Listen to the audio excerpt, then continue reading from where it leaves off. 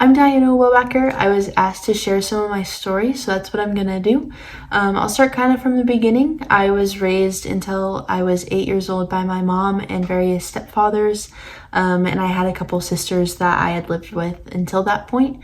I was then switched into the custody of my father because of substance abuse going on in the home with my mom, those stepfathers, and other family members that were in the house. When I lived with my dad, it was just him and I, and so we formed a really strong bond, but there was always something I knew was off with our dynamic and what was happening in the house. I just never felt comfortable coming forward about any of it because it just felt scary and unknown to think about the idea of leaving him and going somewhere new and strange. But those fears were met when I entered the foster care system when I was 16. I went to school one day. I was a junior in high school, and there was a caseworker waiting for me who told me that I wasn't going to go home that day, that I was going to go with her and go to a foster home. And it was scary. I was afraid of my dad finding me, coming and getting me from school. I was afraid of being labeled by my classmates as someone with family issues because it was all happening at school. And I felt scared about where I was going and what my new life was going to be, pretty much. I went to my first foster family, and I didn't know them, and so it was like walking into a home that's already established. They don't know you. They don't have like a lot of room for you. You feel kind of crammed in, and it just felt so isolating to go to this family who was already established. They already knew and loved each other, and then I felt like an outsider just kind of in their house. I didn't know what was going on with the case. I didn't know if I was going back to school where I had attended school. I didn't know if I would talk to my friends again or any of my family members. And so it was a really scary time kind of entering the system. The caseworkers were always very nice, but not always the most forthcoming with information about what was happening, since I was just a child in the system. And so it was a confusing time. It was an isolating time. It was just overall really difficult, especially being so old in the system. And so it was just a weird time. 2 weeks after I was put into the foster care system, COVID hit and forced everyone into quarantine. And so that isolation and that confusion just expanded even bigger. I had known the family I was living with for 14 days. I had maybe 3 sets of clothes from Walmart. Kind of got that in a pinch. And so it was just being stuck there. I wasn't able to go see friends or any familiar faces. I wasn't able to go to school. I didn't know what was happening with school. No one knew what was happening with school or anything else. So aside from just kind of the global confusion, there was a lot of confusion within myself and what was happening. Through that time, there were a lot of caseworker switches, and so there was a lot of inconsistency with kind of everyone around me. I changed foster homes. I had 5 or 6 different caseworkers that I got transferred to.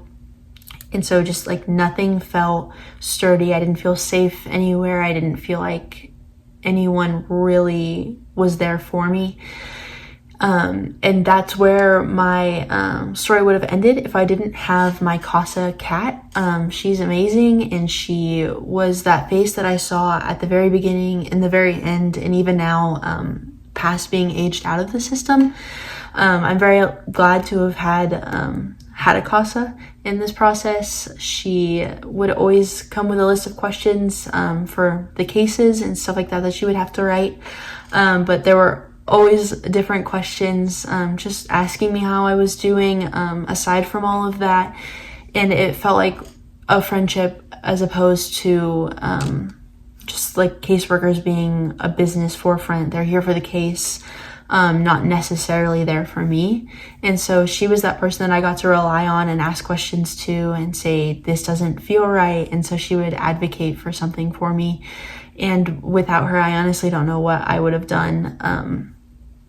past high school or just kind of getting over that hump of getting into foster care in general.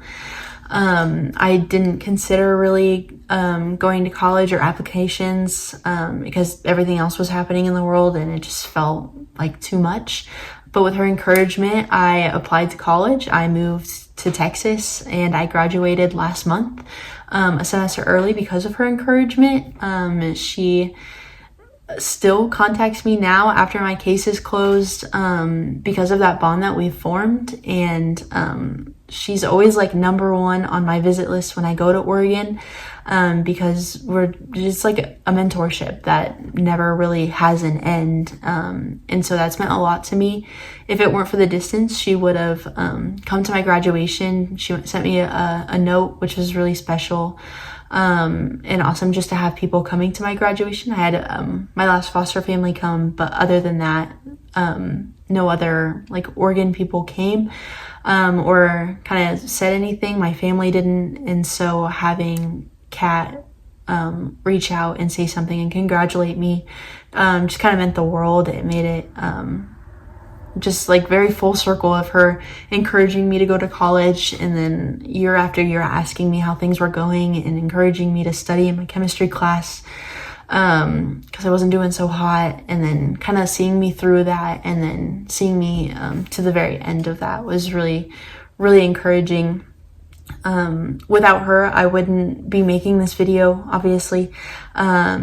Just advocating for the importance of the CASA program. I mean, it's just an amazing program, and I've seen a lot of lives changed by the CASA program through just different relationships at school, but also I was given the option to pick a project to do in one of my classes in college, and so I picked to interview and write a paper about the CASA office, and so I did that with people in Oregon and also some in Abilene where I go to school, and so I got to see even more of the importance of the work. It gave me a true desire to pursue a career in something similar, and so I can firmly say that I would not have gotten here with the positivity and the perseverance that I have now without Kat.